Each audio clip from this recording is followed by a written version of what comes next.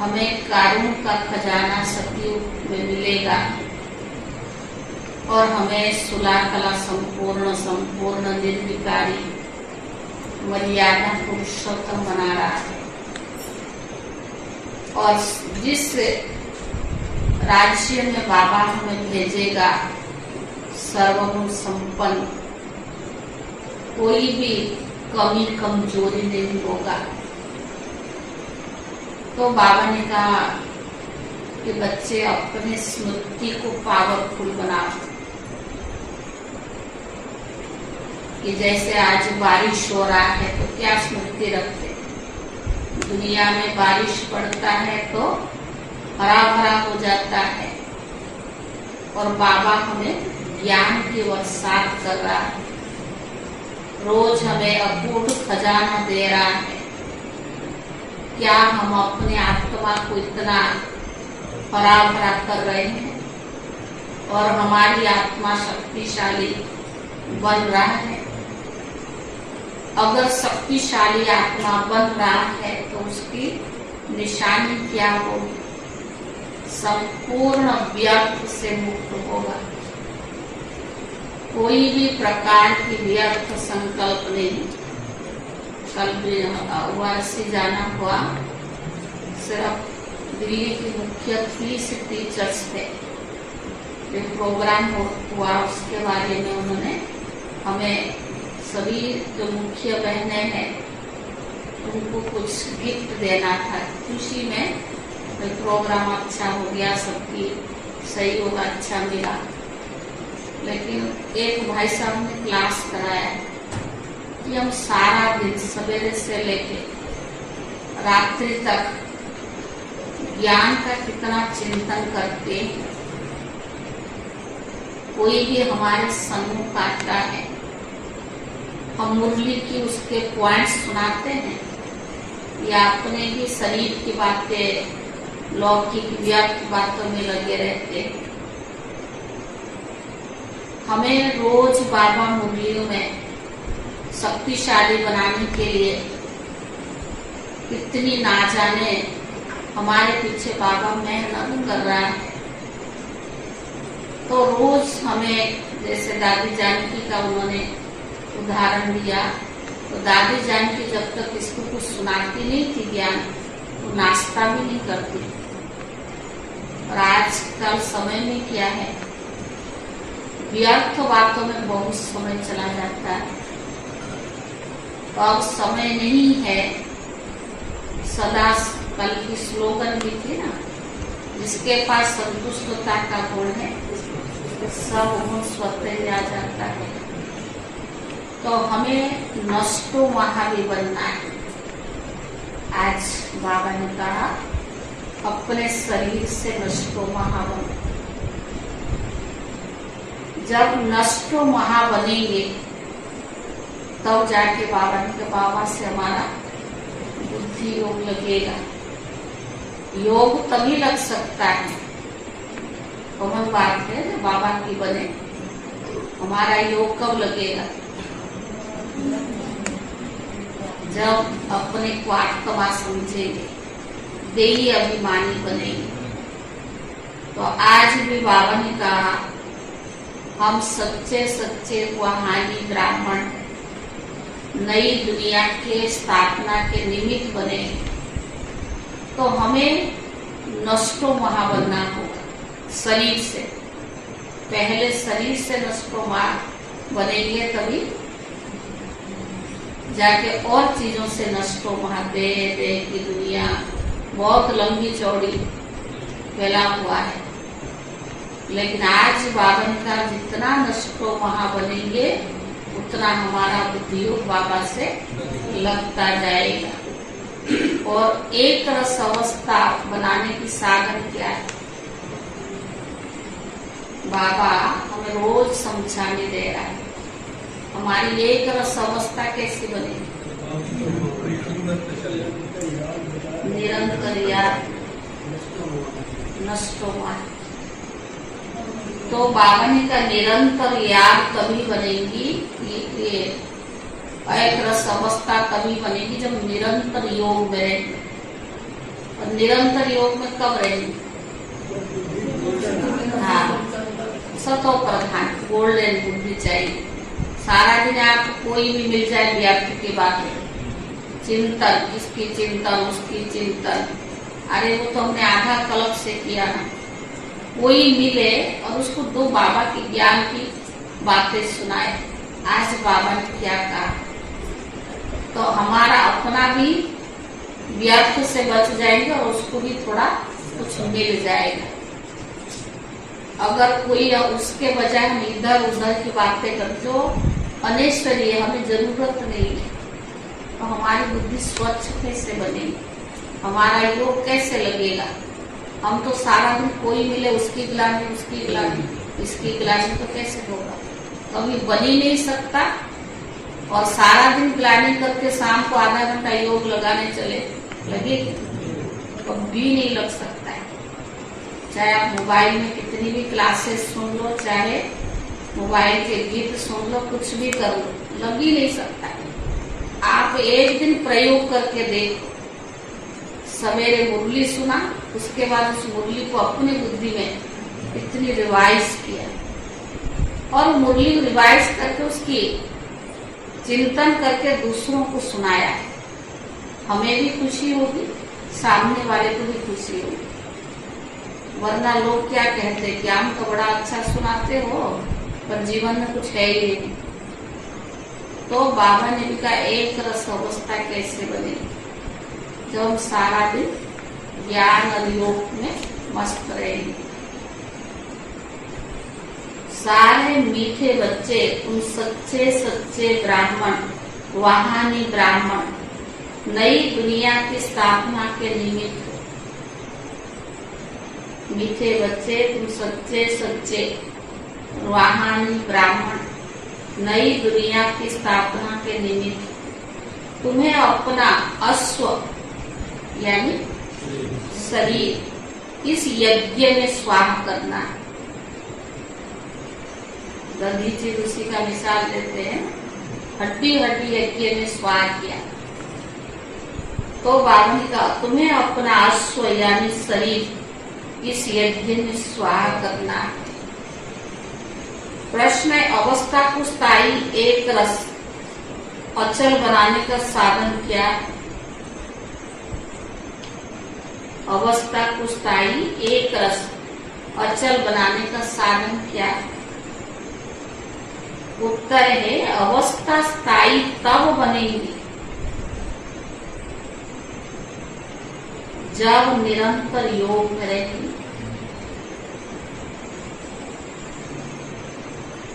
योग टूटता तब है, योग टूटता तब है जब किसी में ममत्व है। बुद्धि कहाँ ना कहाँ जाती है, ममत्व है। इसीलिए नष्टो महावन। बुद्धि को पवित्र बनाओ। ज्ञान की धारणा भी पवित्र बुद्धि से ही होती है। बुद्धि को पवित्र बनाओ, ज्ञान की धारणा भी पवित्र बुद्धि में ही होती है। इसीलिए बुद्धि रूपी बर्तन स्वच्छ हो। अगर बुद्धि में कीचड़ा भरा हुआ, सारा दिन परचिंतन में लगे हुए, योग लगेगा बाबा से? लग ही नहीं सकता। तो फायदा क्या भगवान के बल में? बुद्धि रूपी बर्तन स्वच्छ हो, बाप से योग जुटा रहे। तो बुद्धि रूपी बर्तन स्वच्छ होगा तो बाबा से योग जुटा रहे। गीत यही बाहर है। ओम शांति। निराकार शिव भगवान वाच। आकार और साकार को भगवान ही कहा जा सकता। और तुम बच्चे जानते हो, हम इस संगम युग पर बैठे। बाबा ने समझाया है, इस समय तुमको देवी संप्रदाय नहीं कह सकते, इस समय तुम ब्राह्मण संप्रदाय। ब्राह्मण भी इस समय दो प्रकार के हैं। अब यह है सच्चे ब्राह्मण को। एक कौन से ब्राह्मण है? मुखवंशावली, और एक है मुखवंशावली। वो ब्राह्मण लोग ये नहीं जानते कि सच्चे ब्राह्मण मुखवंशावली ब्राह्मण भी है, तो उनको भी परिचय देना पड़ेगा। अगर कोई आए तो उनसे पूछना चाहिए। ऐसे बहुत है जो अपने को ब्राह्मण कहलाते हैं। उन ब्राह्मणों में बहुत प्रकार के होते हैं। एक ही ब्रह्मा के मुखवंशावली तुम सच्चे ब्राह्मण, ब्रह्मा के बच्चे तुम ब्राह्मण ब्राह्मणियां, विकार में जा नहीं सकते। छोटे बड़े सब ब्राह्मण है। तो वो जिस्मानी ब्राह्मण, तुम हो सच्चे रूहानी ब्राह्मण, ब्रह्मा के मुखवंशावली। तुम जानते हो हम सच्चे ब्रह्मा की औलाद है। परम पिता परमात्मा अपने पौत्र पौत्रियों को पढ़ाते हैं पुत्र द्वारा, यानी ब्रह्मा द्वारा। ब्रह्मा बड़ा पुत्र है, तो पुत्र प्रजापिता ब्रह्मा है, पहला शब्द है। तो वैसा बाबा कहता मेरा मुरब्बी बच्चा है, तो आज बाबा ने को मेरा पुत्र है। भले शास्त्रों में दक्ष प्रजापिता का भी नाम है, अब दक्ष कोई हुआ तो नहीं है, इनका भी दक्ष प्रजापिता नाम रखा है। शास्त्रों में ये बातें हैं कि अश्व यानी घोड़े को हवन करते हैं।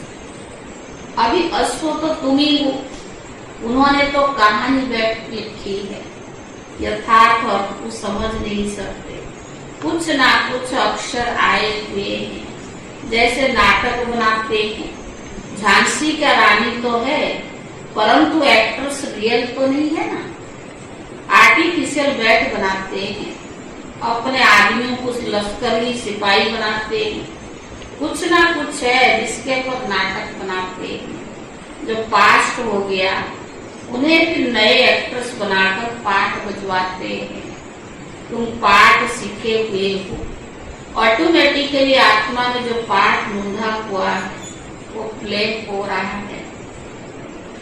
तुम अपने पाठ को समझ गए हो। ब्रह्मा मुखवंशावली ब्राह्मण और ब्राह्मणियां, ऐसे नहीं कि रचना है ही नहीं, उनको नया बनाते हैं। यह भी समझना है। मनुष्य समझते महाप्रलय हुई, फिर पिप्पल के पत्ते पर सागर में बच्चा आया। ऐसे तो हो ही नहीं सकता ना। बाकी हाँ, बाबा नई सृष्टि रचते हैं तो पहले पहले बच्चे गर्भ महल में आते हैं। वो जैसे कि क्षीर सागर,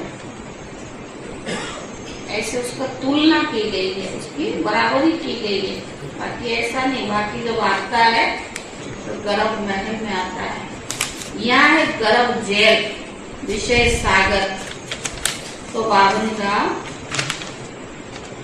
बहुत सजाए खाते हैं, यह तो बैठ बाबा समझाते हैं। इनका नाम है सहज राज्य। तुम हो ही देवी देवता धर्म वाले, तुम पुरुषार्थ का राजाओं का राजा बनेंगे। लक्ष्मी नारायण भी वही होंगे, उनके 84 जन्म पूरे हुए हैं। बार बैठ समझाते हैं। कलप पहले भी तुम ही थे। कोई भी आते हैं तो बाबा उनसे पूछते हैं, क्या कि आगे कब मिले हो? कहते हाँ बाबा 5000 वर्ष पहले भी मिले थे।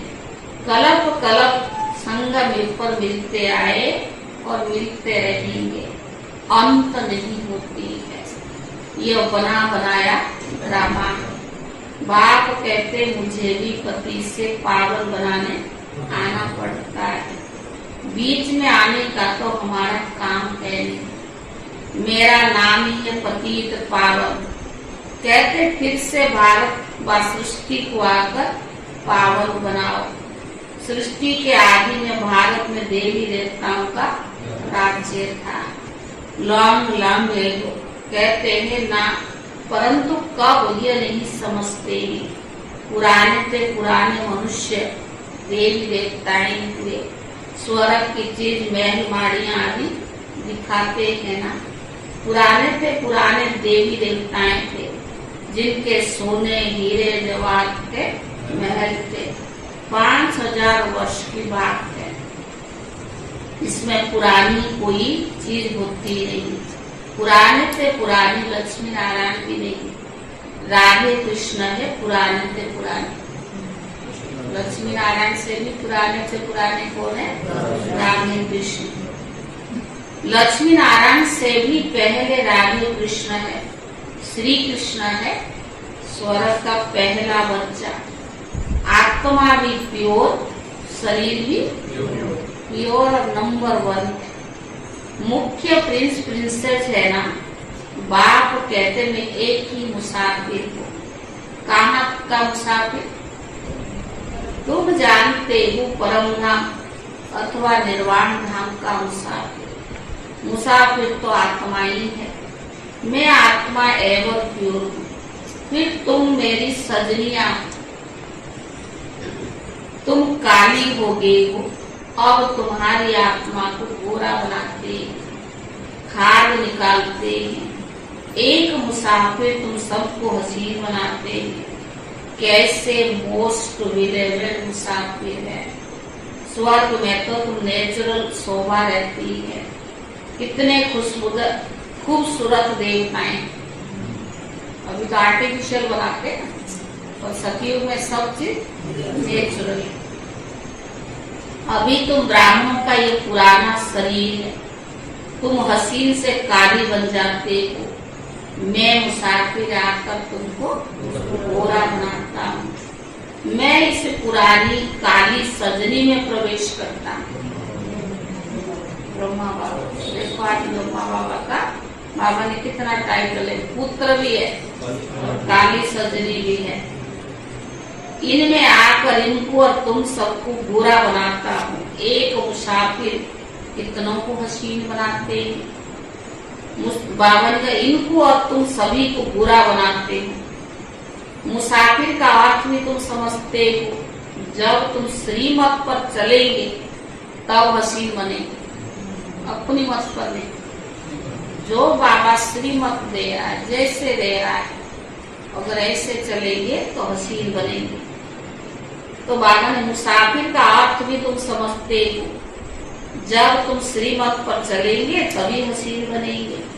तुम आत्मा में खाद पड़ने से काले बन गए हो। अब खाद कैसे निकली? इतने जन्मों का हिसाब किताब। जब मेरे साथ योग लगा, उस योग अग्नि से खाद भस्म हो जाएगी। यथार्थ बातें तुम समझते हो, बाबा तुम्हें समझाते, परंतु बहुत भूल जाते। क्योंकि बाबा जो समझाता है उसको भूल क्यों जाते? पढ़ के नहीं सुना क्या? माया। आपका कोई कसूर नहीं।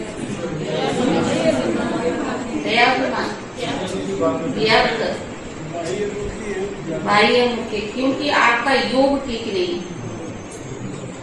अगर योग ठीक होगा तो बाबा के सिवाय दूसरी कोई बात आएगा नहीं। दूसरी बात तभी आती है जब बाबा खिसक जाते हैं। और बाबा ने आजकल बुद्धि को क्या चाहिए? स्वच्छ चाहिए। बुद्धि में इधर उधर की, आजकल तो पता नहीं क्या क्या। मोबाइल में कितने ग्रुप, हमारा साथ बनता है, 10 लोगों के ग्रुप बन गए, वो भी हो गया। और दूसरों के जहाँ से और भी कनेक्टेड है उनका भी एक ग्रुप बना दिया, फलाने के। इन्हीं में ही बिजी रहते। इसीलिए आजकल किसी को किसी की जरूरत नहीं। यार स्नेह से दुनिया क्यों बन गई? किसी और को अपना लिया ना, तभी तो आपसी प्यार खत्म हो गई। तो बुद्धि में वो सब किचड़ा भरता रहता है। आपको लेना क्या? अगर इन्हीं चीजों में पड़े रहोगे कभी बाबा बुद्धि में आ ही नहीं सकते, और व्यर्थ समाप्त हो नहीं सकते। तो बाबा से योग कैसे लगे? योग लग ही नहीं सकता। तो योग लगेगा नहीं, बुद्धि चेंज होगा नहीं, तो फिर फायदा क्या? जैसे तो तैसे। हमारा उन्नति आत्मा की क्यों नहीं होती? हम शरीर की बनावटी की उन्नति करने थोड़ी आए हैं, ये तो आधा कल्प किया है। आत्मा को स्वच्छ और पवित्र बनाने के लिए भगवान के बने। तो बाबा ने कहा मेरे साथ योग लगाने से उसी योग अग्नि से खाद भस्म हो जाएगी, परंतु तुम भूल जाते हो क्योंकि योग ठीक नहीं है, नष्टो महा नहीं बनेगी। बात तो एवर प्योर अथवा पवित्रता का सागर है। तुम जानते हो हम आत्मा ही आयरन एजेंट बनी है, तो जेवर भी झूठा मिला है। इसीलिए पहले आत्मा की खाद को निकालना चाहिए। बाप को याद करो, इसको योग अग्नि कहा जाता है। शिव बाबा कहते मैं तो एवर प्योर हूँ, मैं नहीं होता तो तुमको कौन प्योर बनाए? अपने को आत्मा पक्का निश्चय करो। हमारी आत्मा में 84 जन्म की खाद पड़ी। अभी हम बाबा के साथ योग लगाने से ही पवित्र हो जाएंगे, कोई विकार नहीं रहेगा। अगर कोई रह गया तो सजा खानी पड़ेगी। तो हम क्यों ना निरंतर पुरुषार्थ करें, मेहनत से अवस्था अच्छी हो जाए, कभी भी माया के तूफान हिला न सके। अचल घर बन जाओ। आत्मा जो इसके अंदर है वो बाप की याद में ही परिपक्व अवस्था में आ जाए। अचल घर, उसका उदाहरण बाबा ने इसलिए दिया, शरीर के अंदर आत्मा रहते हुए भी इतनी सूक्ष्म पुरुषार्थ कर ले जो वो परिपक्व बन जाए, फिर कर्मातीत अवस्था भी आ जाएगी। कोई आपसे विकर्म नहीं होगा, आत्मा पवित्र हो जाएगी। और इसमें मेहनत तो है ना। परम आत्मा परम पिता परमात्मा का भी पाठ है, उनको हम उनको याद करते हैं। वे कैसे आकर पढ़ाते हैं, सो तो प्रैक्टिकल में होगा ना। भगवान ने पढ़ाया था 5000 वर्ष पहले, बराबर भारत का प्राचीन योग सिखाया भी था। बच्चे जानते हैं वही प्राचीन राजयोग है। बाबा कहते मुझे याद करो, पर इसमें मेहनत, सारी याद की ही बात है। बाप का फरमान है, कहते बच्चे मुझे याद करो, परंतु माया का फरमान बाप के फरमान पर चलने नहीं देते, बिगड़ बहुत डालती है। बाप कहते मुझे याद करने से तुम मेरे जैसे पवित्र बन जाएंगे, और फिर नॉलेजफुल ब्लिसफुल भी बनते हो। तुम ब्लिस कर रही हो, तुमको यहाँ 3 पैर पृथ्वी भी नहीं मिलते, और बाप तुमको सारे विश्व की मालिक बना देते हैं। इसलिए सब बाबा को याद करते हैं। वाणी से परे जाने के लिए मनुष्य वानप्रस्थ लेते हैं, अर्थात मुक्ति धाम में जाना चाहते हैं। मुक्ति, जीवन मुक्ति तो बाप के सिवाय कोई दे नहीं सकते। बाप द्वारा पहले तुम शूद्र वर्ण ब्राह्मण बनते हो, शूद्र से ब्राह्मण बनते हो। बाबा का तकलीफ की कोई बात नहीं है, उठते बैठते चलते फिरते अपना पुरुषार्थ करते रहो। तुम समझते याद करेंगे तो गोरे बन जाएंगे, तुम्हारी आत्मा पवित्र हो जाएगी। पावन बन आकर पावन होने की युक्तियां है, बाबा ही तो बतलाते हैं। मोस्ट बिलीवेड बाप को याद करते रहना। मनुष्य बीमार पड़ते हैं तो क्या करते हैं, उनको कहते फलाने को याद करो, परंतु ऐसे थोड़ी याद करेंगे। इसमें बड़ा अभ्यास चाहिए, तब जाके अंतमति स्वगति होगी। तुमको बाप की याद में रहना है, कर्मातीत भी बनना है। योग से ही विकर्म विनाश होंगे तो सजाएं नहीं खाएंगे। योग में नहीं रहेंगे तो सजाएं खाकर मुक्ति धाम में जाएंगे, इसमें भी नंबरवार हुआ तो गोरा मुसाफिर सिर्फ एक बाबा है। मुसाफिर तो सभी आत्माएं हैं, कितना दूर से पाठ बजाने आते हैं, जैसे वो एक्टर्स घर से आते हैं पाठ बजाने। ये रावण का पराया देश है ना, रावण ने पतित बनाया है, मैं फिर पतित को पावन बनाए साथ ले जाऊंगा। कोई गुरु को अर्थात फॉलोअर्स होते हैं, लेकिन वो तो साथ नहीं ले जाते हैं, ना खुद ही जाते हैं, रास्ता ही नहीं जानते। जोत जोत में समाया, कोई समाते नहीं है, आत्मा इमार्टल है, टुकड़ा टुकड़ा नहीं होती है, शरीर मरता जलता है। आप घात भी करते हैं, एक दो में कुछ हुआ, आस पूरी ना हुई तो दोनों मिलकर डूब मरते। उनको जीव घात महापापी कहा जाता है। आत्मघाती नहीं, शरीर का विनाश होता है, आत्मा का तो कभी विनाश नहीं होता है। तो जितना बाप को याद करेंगे उतना धारणा होगी। भले कोई कितना भी अच्छी मुरली चलाने वाले हो, माया ऐसी हो जो एकदम थापड़ से खलास कर देती है, उनकी बॉक्सिंग चलती रहती है। ये युद्ध स्थल है ना, युद्ध का मैदान है। शास्त्र में क्या क्या बैठ दिखाया है, रात दिन का फर्क है। इसीलिए कहा जाता है ज्ञान प्रायलोक हो गया है, देवी देवता धर्म प्रायलोक हो गया है। हाँ, बाकी थोड़े जड़ चित्र है। तुम शिव के मंदिर में जाएंगे तो झट कहेंगे ये शिव बाबा का मंदिर है। ब्रह्मा के मंदिर में जाएंगे तो कहेंगे दादा का है। जो जगदम्बा मम्मा का मंदिर है, नीचे राजयोग की तपस्या कर रही है और ऊपर वैकुंठ का यादगार है। नहीं तो भला कहाँ दिखावे। कोई मरता है तो कहते वैकुंठ गया, तो उन्होंने वैकुंठ ऊपर में बना दिया। यादगार तो ड्रामा अनुसार पूरा है। बाबा और मम्मा काम धेनु बैठी है, उन्होंने फिर गौ समझ लिया है।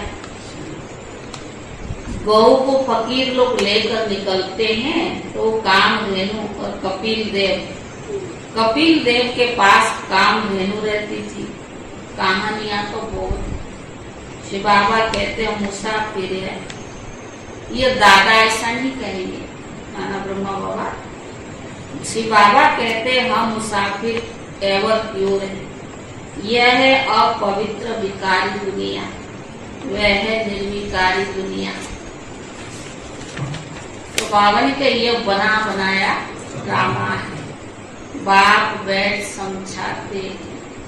दुनिया में कोई नहीं जानते, आत्माएं निराकारी दुनिया में रहने वाली है। यह आती है पाठ बजाने, क्योंकि कर्म क्षेत्र है। परम धाम को कर्म क्षेत्र नहीं कहेंगे, इसको नाटक कहते हैं। भारत हीरे तुल्य और कौड़ी तुल्य बनता है। भारत कई वर्ण है, ब्राह्मण वर्ण, देवता वर्ण, क्षत्रिय वर्ण, वैश्य, शूद्र वर्ण है। इसमें 84 जन्म पूरे होते। सब धर्मों के 84 जन्म नहीं होते। कितनी बातें मीठे मीठे सीखी ले दे बच्चों को समझाते। बच्चे जानते कलप कलप पढ़ते आएंगे, पुरुषार्थ अनुसार ही ट्रांसफर होंगे। जैसे स्कूलों में ट्रांसफर होते हैं ना, तुम भी नंबर वार जाकर राजाई करते हो। सिर्फ बाप का वन, बाप को याद करो। बाप को तो घड़ी घड़ी याद करो, नहीं तो विक्रम विनाश कैसे होंगे। घड़ी घड़ी अपने से बात करनी।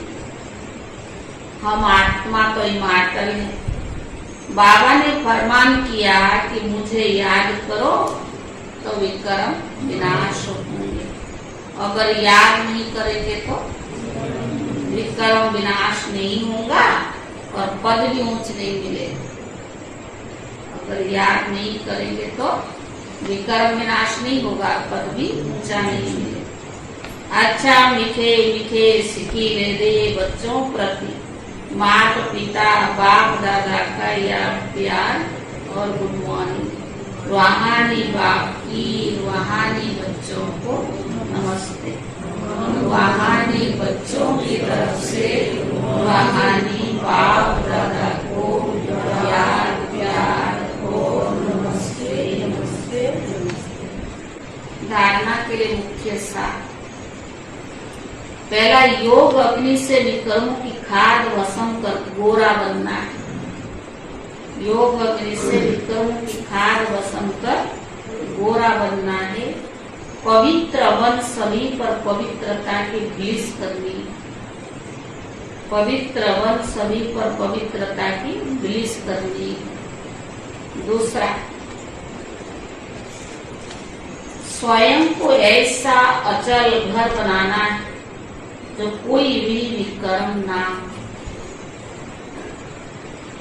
स्वयं को ऐसा अचल घर बनाना है जो कोई भी विकर्म ना। याद की मेहनत से अपनी अवस्था परिपक्व बनानी। याद की मेहनत से अपनी अवस्था परिपक्व बनानी। वरदान, स्वयं को अवतरित हुए अवतार समझ। स्वयं को अवतरित हुए अवतार समझ ऊंची स्थिति में रहने वाले अर्श निवासी फरिश्ता भव। स्वयं को अवतरित हुए अवतार समझ ऊंची स्थिति में रहने वाले अर्श निवासी फरिश्ता भव। जैसे बाप अवतरित हुए ऐसे आप श्रेष्ठ आत्माएं ही ऊपर से नीचे मैसेज देने के लिए अवतरित हुए। जैसे बाप अवतरित है ऐसे हम भी रहने वाले सूक्ष्म वतन व मूल वतन के रहने वाले सूक्ष्म व मूल वतन की देहभान रूपी मिट्टी। देहभान रूपी मिट्टी अथवा पृथ्वी पर आपके बुद्धि रूप पांव नहीं पड़ सकते। देहभान रूपी मिट्टी अथवा पृथ्वी पर आपके बुद्धि रूपी पांव नहीं पड़ सकते। इसीलिए फरिश्तों के पांव सदा फर्श के ऊपर दिखाते हैं।